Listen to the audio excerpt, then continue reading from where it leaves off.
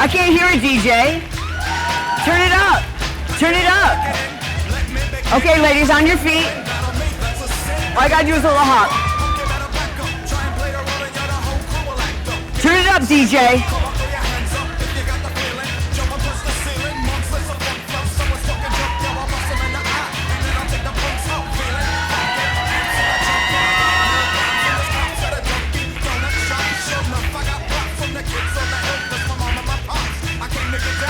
Come on, jump around.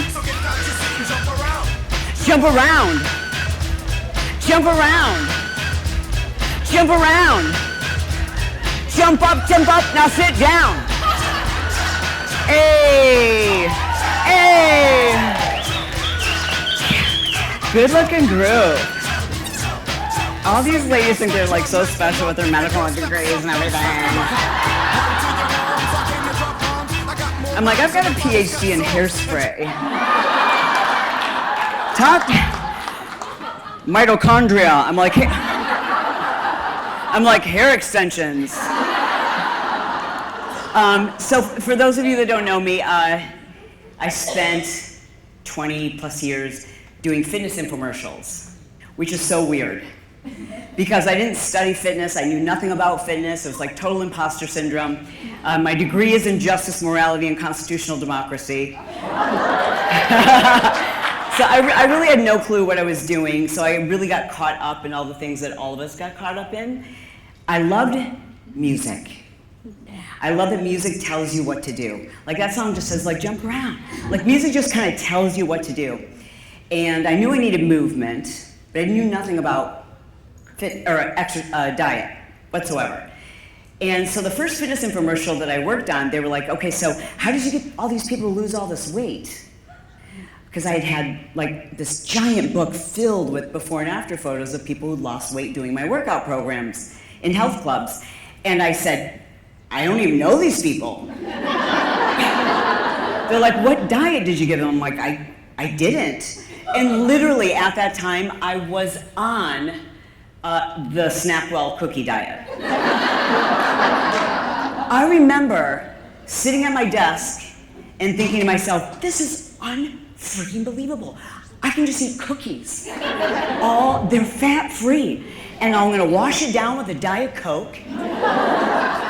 And on my way home, I would drive through this like donut place that had like a drive-through, and they had fat-free muffins that were like this big. You know, and that was my nutrition. I knew nothing about nutrition. So then I get into the fitness space and the, infomercial space, and I just started doing everything they told us to do. And the one thing I would say that we probably all have in common is we need to shift our mindset, because we have been conditioned to believe you will get it wrong.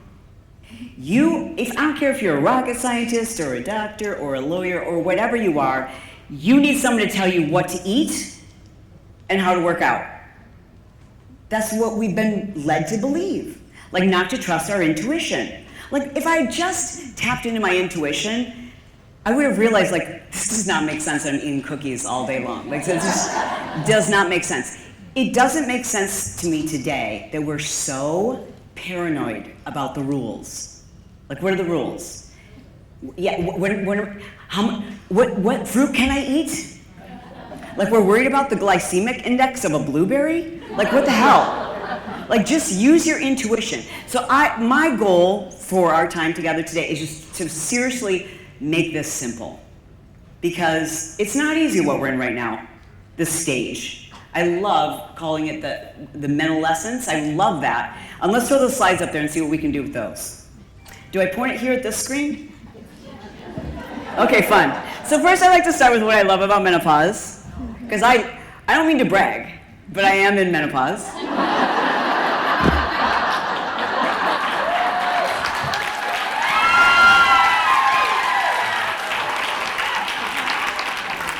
And those of you that are just too young to be invited to the after party, you'll get your invitation too. But right now, you're not allowed. We love it here. I friggin' love it here. First of all, I don't have to buy this dumb stuff anymore. Running out. You know, and that little cup thing came along like midway, like I'm like 40, I'm like, what am I supposed to do with this? Like, what? Ew. All right. I can have sex with anybody I want, and I'm not gonna get pregnant.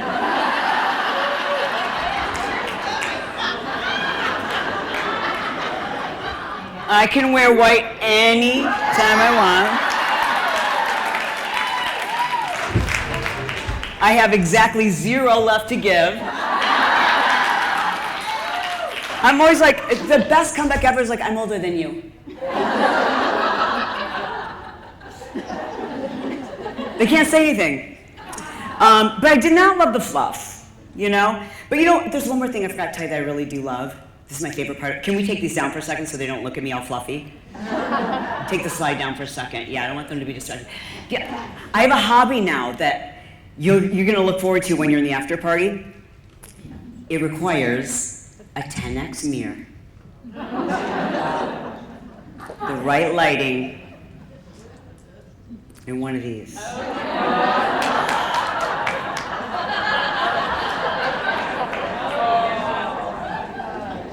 There's something so freaking satisfying about your husband being away, and you've got the right light, and a 15x mirror, you know? And that sound. You know, like you'll wait a couple of days just for it to grow in, and you're like. And I love that these are called eyebrow razors. Yeah, right. My husband goes, what is that? I go, it's an exfoliator. What are you doing? I'm exfoliating. So I brought some exfoliators for those of you that have never tried them. And I'm kind of like Oprah, except instead of getting a car, you're going to get some exfoliators. So those of you in the front row, take an exfoliator and pass it along. Yes. Okay, but what I didn't love is getting fluffy. And so I stepped away from fitness infomercials the day I was standing in front of a camera, and I had been asked to lose more weight. I was very underweight at the time, and I was asked to get leaner so that the next program would be more marketable.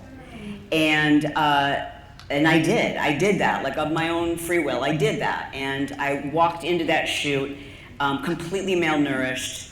I'd been exercising 4 or 5 hours a day to do that because I just like didn't want to diet, and only thing I was eating was like processed protein, you know, like little packets, so I knew exactly what my macros were. And I stood there looking into the camera, feeling like I'm going to faint, and P.S., everybody said, you look amazing. Because we don't know what to say when somebody loses weight.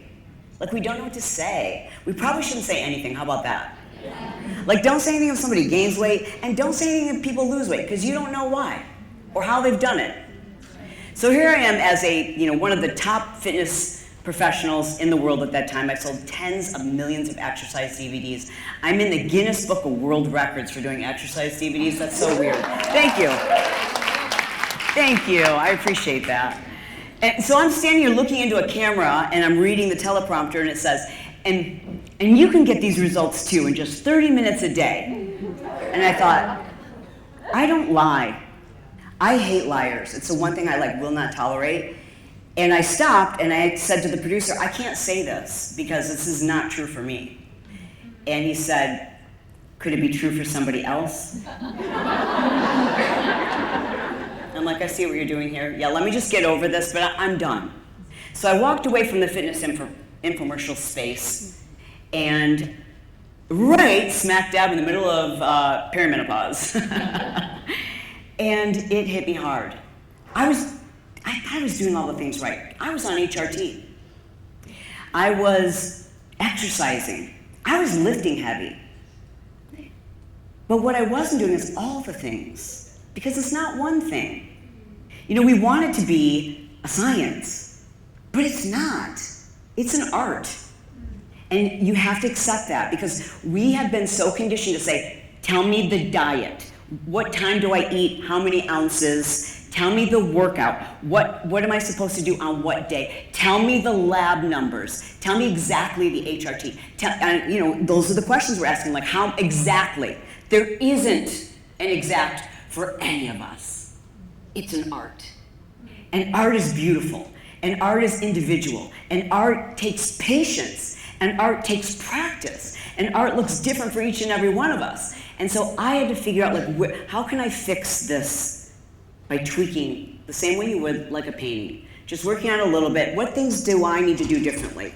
The things that I did differently was I started really paying attention to things I thought I was already doing well.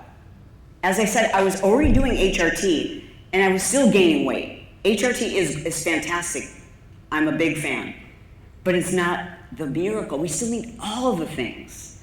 And I'm going to share with you, in as many minutes as I have left, the things that I did. But weight gain in midlife is just kind of like our body telling us like things are out of balance. But it's not one thing. It's all the things.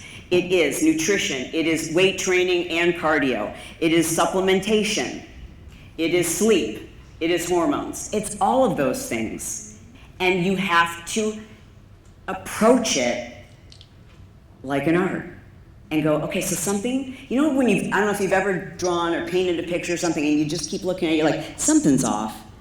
It's not always obvious, but you have to be patient and you have to be diligent. We don't have any room for error. Because once, estrogen is like Taylor Swift, you know? And so like, when Taylor Swift leaves, she takes the girl gang with her, you know? And so like, all the other hormones like leave with her, you know? And you're like, Taylor, wait, come back. Well, you know, all the girl gang now follow Taylor. And so we're here like going like, wait, what am I left with? And that's what we have to figure out. So the first thing I want to talk to you about is like inflammation. And you've heard it over and over and over again. And what's interesting is I have a podcast, it's called The Chalene Show. And whatever topic I do, if I'm doing fibromyalgia or how to prevent Alzheimer's, or how to live longer, or how to reduce the symptoms of menopause, or how to have more energy, or how, fill in the blank. It's always the same. I could play the same podcast and just give it a different title. You know, like what we need to do is the same. And we just have to be better about it because we used to be able to get away with a lot of shit when Taylor was around, but she's gone, right? So understanding inflammation, like I was inflamed. And that inflammation came from all the things, not sleeping, eating very clean. I was eating clean. But it's all processed protein. You know, there's all like everything came in a package. But I thought, I knew my macros, so I was eating clean. But that just defies intuition, doesn't it? Like we have to tap into our intuition. Inflammation is good, and you've had this happen before. Like when you get the teeniest, tiniest, microscopic sliver in your finger, right? And you're like, what in the heck? And you're like, how do I get this out? You can't even see it. But your body recognizes it as foreign. Your body recognizes it as something that's not supposed to be there. And you see it. You see it swells up and gets puffy. Real puffy and fluffy. And if you notice on those days when you're feeling a little puffy and fluffy, you're just not as nice to other people. You're like, it's like systemic bitchiness.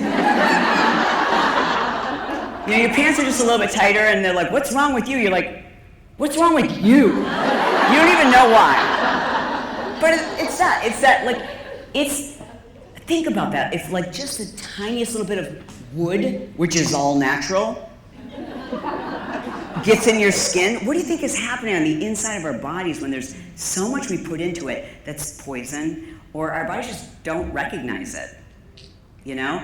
And so the first thing I had to do was like get really serious about like, okay, I gotta look at labels. I really need to not be crazy about this. I'm all about like balance, but I need to get better. I've gotta get some of these things out of my system because this is a machine, and when you put sugar, when you put garbage, when you put poison into a incredible machine, it doesn't run well. It breaks down. And that's what was happening. I had so many injuries. I had just nothing felt right. All of the things were going wrong. And I'm like, but I'm doing HRT, and I'm exercising, and I'm eating right, and, but not well enough, you know? So maybe this is like a come to Jesus moment where I'm saying like, maybe we should stop saying I'm doing all of the things and just look at the things a little closer and see which ones can we dial in a little bit tighter. Food is either helpful or hurtful. So is this helpful or hurtful? Okay, is this helpful or hurtful? Helpful, right. Like, so I could give you exactly like what to eat and what not to eat, but I think we drive ourselves crazy with that. I'm so sick of rules. I am so sick of, I refuse to count my macros. And you know what it did? It relieved me of a lot of stress. You saw that Puffy version of me. That was a girl who like, I'm terrible at math, but every time I sat down to eat a meal, I had to do math. And that's just rude.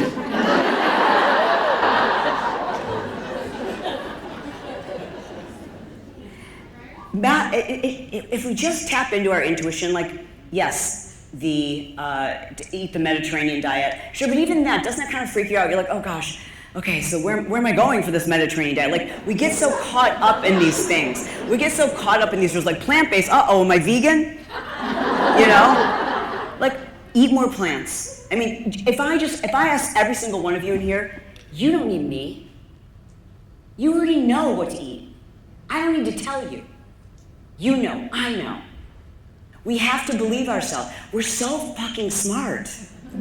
And we've been treating ourselves like we're stupid. Like somebody else has to tell us, what container do I put this in? Like, sorry, that was so shady. But I think we have to just tap back into our intuition and say, like, what makes me feel good, and paying attention to what feels good. And we know what portions are too big. We know this stuff. So I'm not going to bombard you with here's exactly what. I'm going to give you a few simple things. But here's one thing I do know. I've got a community called Phase It. We've had over 75,000 women go through it. It's a program where I try to undo some of the damage I know I've done. I know that I've contributed to the place where a lot of you are. A lot of you did workouts with me, and I was over-exercising and under-eating and telling you to do more, you know, and not to eat and to exercise more. Like, I have to undo that because I know better now. And when we know better, we do better. But the one thing that's difficult about doing this for me is I'm still dealing with those of you that want me to tell you what to do. And I didn't do that, I don't do for my kids. I need self-sufficient kids who can pay their own way, buy their own damn cars, and make sure they can buy me a nice Christmas present later. So I didn't do for them, and I really want to give you some tough love and say, you really can figure this out. You really don't need someone to tell you exactly what to do, but you maybe need some reinforcement. But my insight from working with over 75,000 women that have gone through that program, and that's just since me leaving the fitness space or the infomercial space, is we want to, can you make it simple? We just want it simple. And to keep it simple, you know to add this stuff. There's nothing on here you haven't seen before, right? So eat more greens, eat more plants. Try to eat fruits that are lower on the glycemic index. But like, what even does glycemic index mean, right? Like, you're like, oh no, can I eat a blueberry? I don't want you thinking that way. Just use your best judgment. You're probably not going to make a mistake when it comes to fruit. You know, consider healthy fats. Have a lot more olive oil. Like, what are they having in Europe? Pretend you're in Europe. That's all. There you go. You're done. You're done. Limit these: processed meats and dairies, refined sugars. You've heard all this: artificial sweeteners, trans fats, refined seed oils, artificial. But guess what? I have all of these still, but very, very, very limited. Because sometimes you just can't. You know, and I'm not going to drive myself crazy. But I do want to talk about alcohol for just a second, because I love champagne so much. Drank for 43 years. I'm so good at it. I can stay really cute, and you wouldn't even be able to tell, and I really like expensive champagne. And I've been having all these smart women on my show, and they're all like, limit alcohol. And then afterwards, I'd be like, but you drink, right? I'm like, because we should go get a. And they're like, no. I'm like, I had Kelly Casperson come and stay with me, and we went out to dinner, and I ordered champagne. And I'm like, what are you gonna have? She's like, I'll have a mocktail. I'm like, wah, wah. And then she had the nerve to say, you should maybe do like a drink less challenge for your community. And I was like, you should do a talk less. But I just kept having, I had Vonda on the show, I had Dr. Mary Claire Haver on the show, and they all kept saying that. I'm like, son of a bitch, I don't want to do this. Raise your hand if you're like, I don't want to do that. It's fun. Don't lie. Put your hands up. How about this? 80% of women who are in a household with an income of over 100K a year, 80% of us drink. Dude, okay, so when you hear you should drink less, you should quit, I heard that too. It's not that easy. It's hard. And I want you to hear this. I did it, I quit. I'm like 120 days now.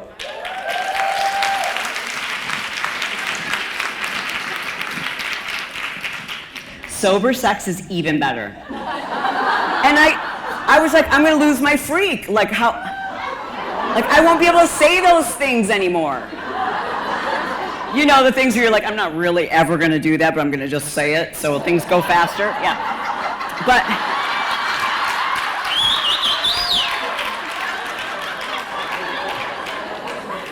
there's one thing I've been telling him we're gonna do for 34 years. And I'm always like, maybe tonight.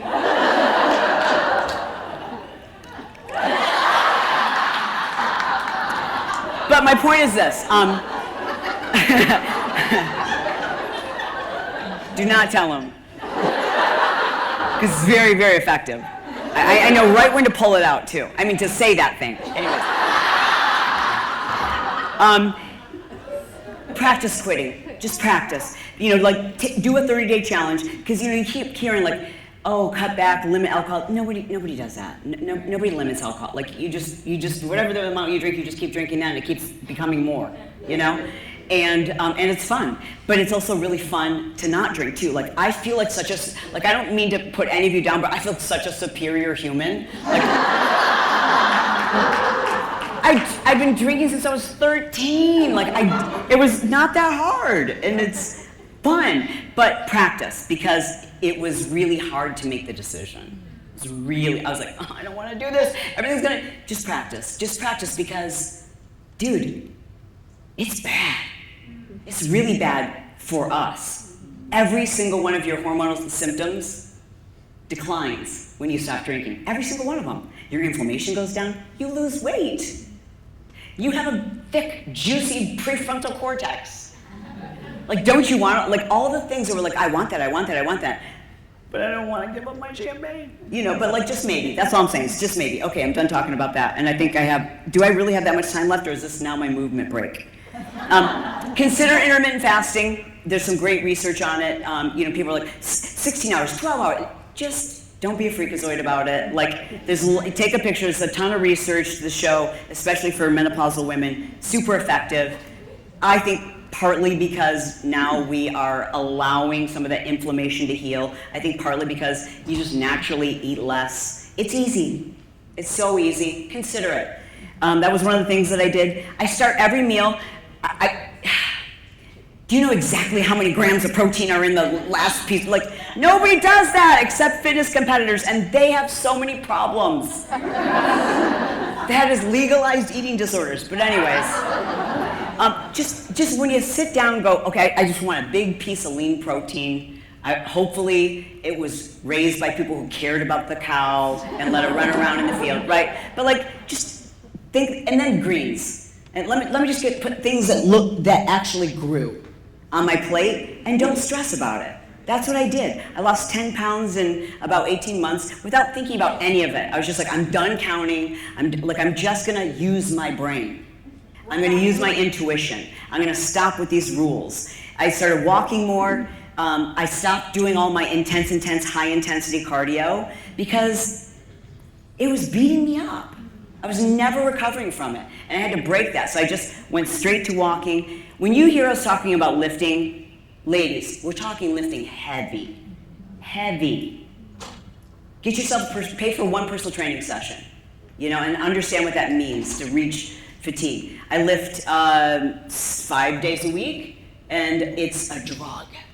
Makes me feel so powerful. I friggin' love it. And I eat real food, and my goal is to age powerfully. I don't want to live to be 125 years old or anything like that. Like, I just while I'm here, I want to continue to be a baddie.